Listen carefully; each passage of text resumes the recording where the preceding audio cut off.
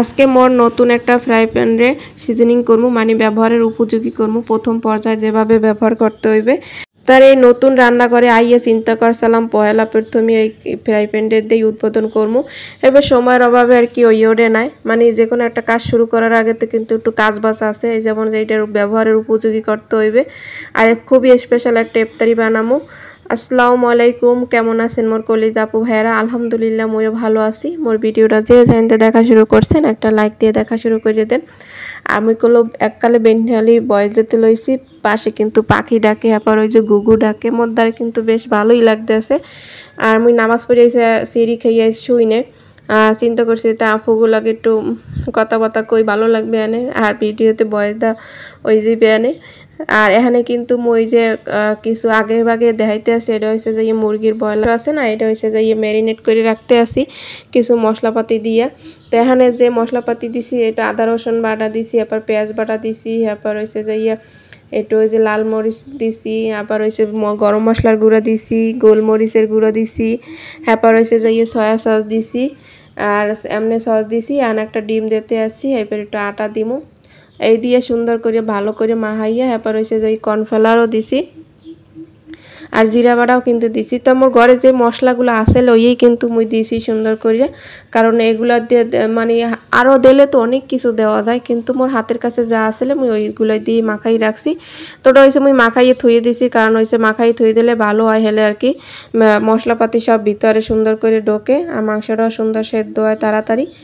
আর এই ধান এই ফ্রাই প্যানটা কিন্তু মুই অনেক আগে কিনছিলাম টপারের, তা এটা আরএফএল বেস্ট বাইতে কিনছিলাম, তো এখন পর্যন্ত ব্যবহার করা হয় নাই, মানে ওই সময় ওইরে নাই। এটা ব্যবহার করতে গেলে দেখা গেছে প্রথম পর্যায়ে একটু কিছু প্রসেস আছে, ওইগুলো আর কি ঠিকঠাক করে লইলে হেলে পরবর্তীতে কোনো সমস্যা হয় না। আর এই পাশে কিন্তু ওই যে তরকারি বয় দিছি, এটা হচ্ছে যে অ্যাঙ্কার ডাইল আছে না, ওই দিয়ে কালে ওই যে মুরগির হাড্ডি গুড্ডি সব কিছু দিয়ে আর কি, বুটের ডাল না কি ডাল কর নামটা মনে নাই, তো ওইটা দিয়ে বয় দিছি। আর এদিকে হচ্ছে যে মুইয়ান কড়াইটার মধ্যে প্রথমে ভালো করে এমনি ধুইছি, ধোয়ার পরে এরপরে যে পানি দিয়ে একটু ফুটাই লইলাম, কারণ এটার মধ্যে একটা কেমিক্যাল জাতীয় বা থাকতেই পারে। নতুন কিছু ব্যবহার করার আগে একটু সুন্দর করে ধুইয়ে নিলে স্বাস্থ্যের জন্য কিন্তু খুবই ভালো। আর এখানে একটু গরম পানি করে সুন্দর করে ধুয়ে নিছি। আর একটা নরম সোবা, মানে ওই যে নেট জাতীয় মশারি আছে না, মানে কোনো ধারালা না, যাতে কোনো মানে ঘষা লাগলে যাতে নষ্ট যাতে না হয়ে যায়, সুন্দর করে ব্যবহার করলে দেখা গেছে অনেক দিন কিন্তু ভালোভাবেই যাইবে। চেষ্টা করবো ভালোভাবে ব্যবহার করার, বাকিটা আল্লাহর ইচ্ছে, কতটুকু পারি জানি না। তাই এইটার মধ্যে সুন্দর একটু ভিম লিকুইডের লাগাইয়া সুন্দর করে ডলা দিয়ে লইতেছি, মানে উপরের যেইগুলো আছে না ওইগুলো আর কি ধুইয়ে যাইবে আর কি। আর এই প্রথম পর্যায়ে আর কি প্রথমে কিন্তু দেখছেন পানিটা ফুটাই লইছি, এরপরে যে সুন্দর করে ডলে ধুয়ে নিতে আসি, মানে বেশি জোরে ঘষা দেওয়া যাবে না। আর এটার মধ্যে হাড় জাতীয় মানে শক্ত জাতীয় কিছুতে ডললে আর কি এরা কিন্তু সমস্যা হইবে, দেখা গেছে ওইগুলো উঠে যাইবে। প্রথম পর্যায়ে এইভাবে ধুয়ে নিলে পরবর্তীতে আর কোনো সমস্যা হয় না। আর এই স্টিকারটা আর কি উড়েই হেলাইতে আসি এই চান্সে, যেহেতু নরম আছে, পানি লাগাইছি পরে এটা নরম হয়ে গেছে, আর হাত দিয়ে ডলা দিছি পর ইয়াকাল উঠে গেছে সুন্দর। আর এটা এখন কিন্তু বর্তমানে এই কয়েকদিন ধরে আমি ব্যবহার করতে আসি, বেশ ভালো মোটামুটি। তো মুই চাইছিলাম কি যে এই বাসা আইয়েই প্রথম রান্না করে এইটি রান্নাটা করবো, ভাজা পোড়া আর কি এইটাই করবো, কিন্তু ওই সময়টা আর কি ওরে না, পোলাপানে গুড়াগাড়া তো স্কুলে পরীক্ষা আসলে সময় দিতে পারি নাই, হেরফেনের কি ওইভাবে সময়টা আর কি উড়াইতে পারি নাই। আর ধোয়ার পরে কিন্তু এই সুন্দর করে একটা টিস্যু দিয়ে করলো মুছছে নিতে আসি। আর এই নতুন চুলা, মোর দ্বারা তো এটা সবই নতুন, নতুন চুলা, নতুন রান্নাঘর, আবার নতুন ফ্রাই প্যান, বেশ একটা আনন্দ লাগতে আছে। যদিও চুলাটা কয়েকদিন আগে কিনছি তো নতুন বাসা আইয়েই আর কি, তো চাইছিলাম একবারে নতুন প্রথম দিনই এইটা উদ্বোধন করবো, কিন্তু ওইটা কইলাম সময় ফান্নে আর কি ওইটা নেই। আর এখন হয়েছে দেখেন এই যে একটু চুলার আঁচটা আর কি মিডিয়ামে রাখকে সুন্দর করে সেঁকে নিতে আসি, মানে গরম বানাই নিতে আসি এই পিট করিয়া, যাতে এটা ভালোভাবে একটু গরম হয়, তাপটা যেন ভালো পায়, এই জন্য আর কি সুন্দর করে আর কি এটারে একটু এপিট করিয়া তাপ দিয়া এরপরে হচ্ছে তেল দিলাম। আর তেল দেওয়ার পর একটা টিস্যু দিয়ে মুছতে থাকবো, তাহলে দেখবেন টিস্যু, আপনি যদি নতুন কোনো ফ্রাই প্যান এইভাবে যদি করেন তাহলে দেখবেন টিস্যুর ভিতরে কালো কালো ময়লাগুলো দেখা যায় কিভাবে। আর আমি কিন্তু এই গরম গরমই মসতে আছি, এই জন্য কিন্তু হাত একটু সরাই সরাই নিতে আসি, ওটা যেহেতু তেলটা গরম হয়ে গেছে। আর গরম অবস্থায় করলে বেশ ভালো হয়। আর এই দেখেন কালারটা কিন্তু চেঞ্জ হয়ে গেছে, টিস্যুর কালারটা দেখছেন কিভাবে ময়লা ময়লা দেখা যায়। এটা কিন্তু দেখছেন প্রথম পানি দিয়ে গরম পানি দিয়ে ফুটাই নিছি, এবার কিন্তু ধুইছি, আবার এই তেল দিয়ে করতে আসি। তাই দেখেন এরপরও কিন্তু এই যে কালো কালো ময়লাগুলো কিন্তু রয়ে গেছে।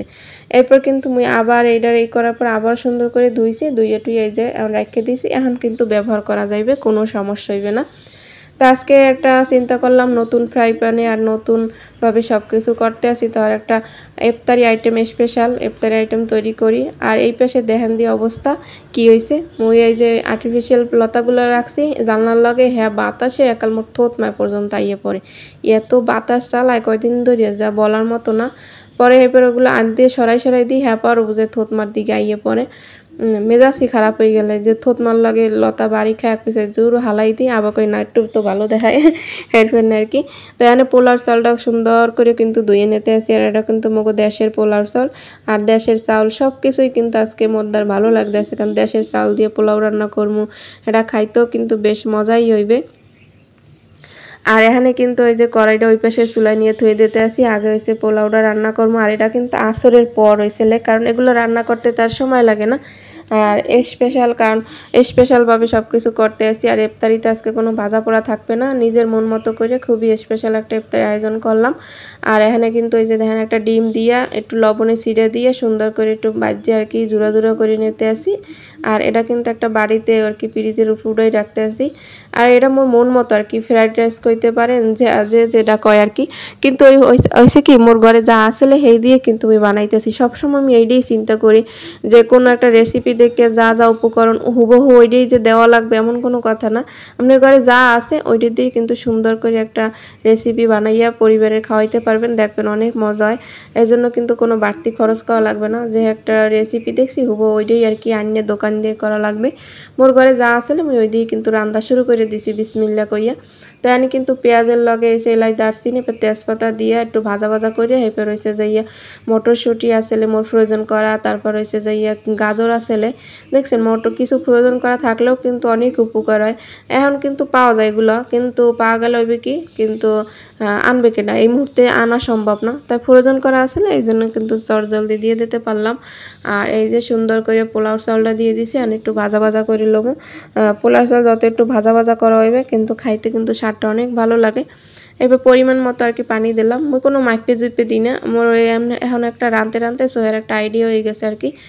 এবার যখন ওটা ফুটতে আইসে ভালো করে, এবার হচ্ছে যে ডিমটা ভালো করে দিয়ে দিলাম যাতে ডিমটা সব জায়গায় মেশে, কারণ যখন পোলাও হয়ে যাওয়ার একবারে পরে যে ডিম দিলে তাহলে দেখা গেছে ওটা শুকনো শুকনো উপরে দিয়ে থাকতে যাইবে, সব জায়গায় মেশবে না, এই মুহূর্তেই দেওয়াটা ভালো।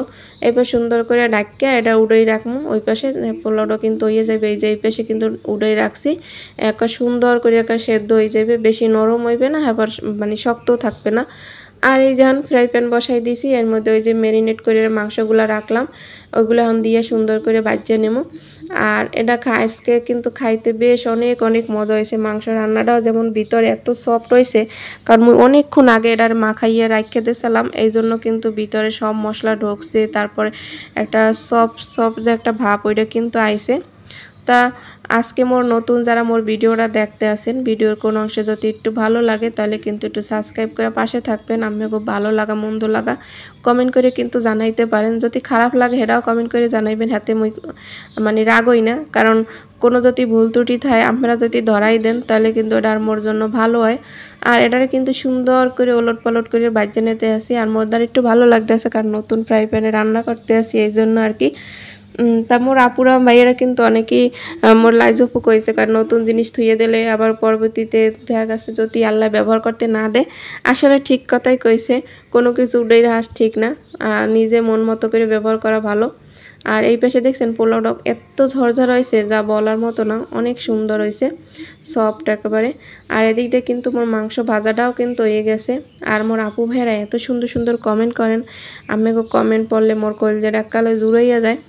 আর এই কমেন্টের আশায় কিন্তু ভিডিও বানাই, আর এই দেন ফাইনালি কিন্তু মোর এই যে ভাজা হয়ে গেলে মাংস ভাজা। আর এটা কিন্তু মোর মেয়ের আবদার আছে আজকে যে আম্মু এইভাবে একটা ইফতারি বানাও। আর যেহেতু স্পেশালভাবে সব কিছু আয়োজন করছি, এখন হয়েছে যে একটা লাচ্ছি বানাইতে আসি শরবতের জন্য। আর এটা হচ্ছে দই আছে মোর ঘরে আনা, তা ওই দইয়ের কিছু অংশ দইটু লয়ে লইলাম, আর একটু পাকা একটা কলা লয়ে লইছি, আর একটু চিনি দিমু।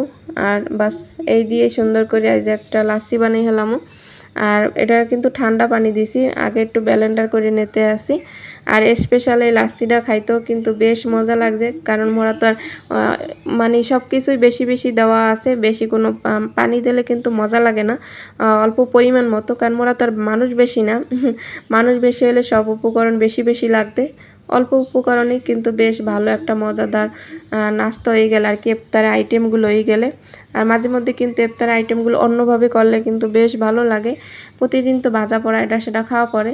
তো আজকে যে লাসি, তারপরে যে সালাদ কুচাই নিছি, তারপর হচ্ছে যাইয়া ওই চিকেন ফ্রাই করে নিছি, তারপরে যে ওই যে পোলাওটা রান্না করে নিলাম, সব কিছুই কিন্তু ভালো লাগতেছে মাশাল্লাহ।